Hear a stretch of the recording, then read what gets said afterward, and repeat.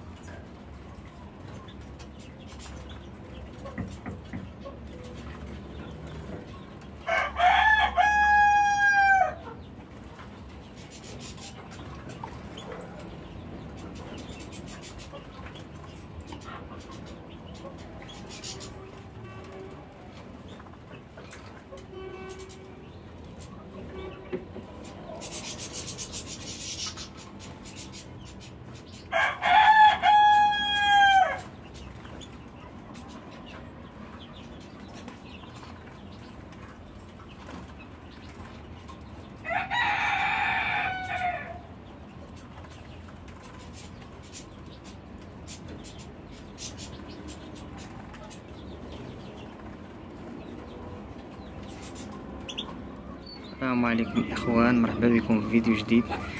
غبرت عليكم بزاف وقلت نشارك معكم هذا الفيديو البسيط في معلومه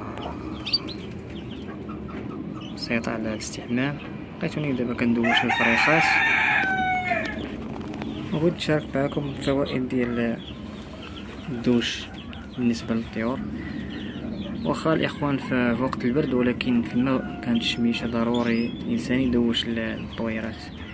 الا كان الانسان مسالي يقدر يدوش ليهم يوميا، ما كاينش مشكل. يعني الدوش كيساعدهم بزاف باش يكسبوا المناعه ويستعدوا للبرد ولا للحر. ومن الفوائد ديالو عاوتاني انه تيخلي الطائر دغيا كيبدل وكيزرب على الداله في فترة وجيزة، وكيوجد كيبدا يوجد التزاوج. وراه بالنسبة للمقنين الإخوان راه على طول العام كيستحم. ثم كما كتشوفوا الطويرات هادو وشت ليهم كاملين، دابا حاطهم يتشمشوا. هاد الطويرات اللي كنخدم بهم برودكسيون كاين هادو. هانتوما غنشارك معكم الطويرات اللي تندير بهم برودكسيون. هذه الاخوان راه السلاكه، راه نوريكم الطويرات ومن بعد نوريكم الطويرات اللي في السلاكه. هادو الكنارات ديال الميستو نخدم بهم الميستو. ها وحده الاخرى والاخرى.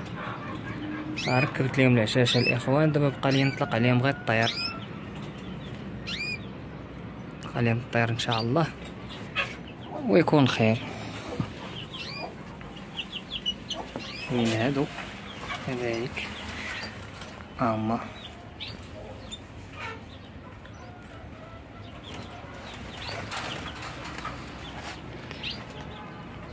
كاين هاد الطوير هذا راه تيخدم بالسلاكه، كانت تقرص ليا شويه وعزلتو في القفز، راه دابا تبارك الله راه تعالج، اكسب بصحته 100%.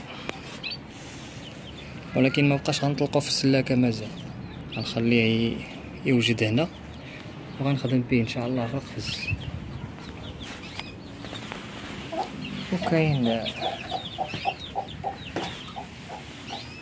راس الحربه، هذا الطير الكبير الاخوان اللي تنخدم به بروديكسيون 4 سنين دابا عنده تبارك الله، راه فيه الكلام صوره وصوت كما تيقول، الكلام والبروديكسيون. اللهم بارك. لقيتوني دابا يلاه كنقي ليهم وندوز الزبل باقي جامع هنايا، غندوزو السلاكه نوريكم السلاكه حتى هي. السلاكه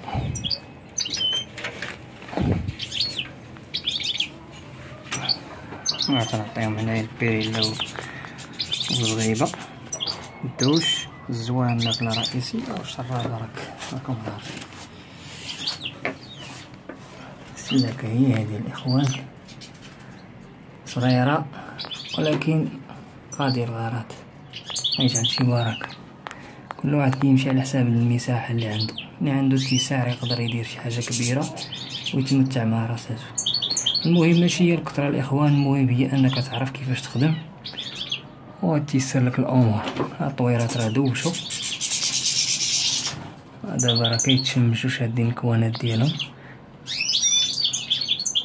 تبارك الله. الله يبارك، الله ييسر لكل واحد، ونشوفكم على خير ان شاء الله. ان شاء الله.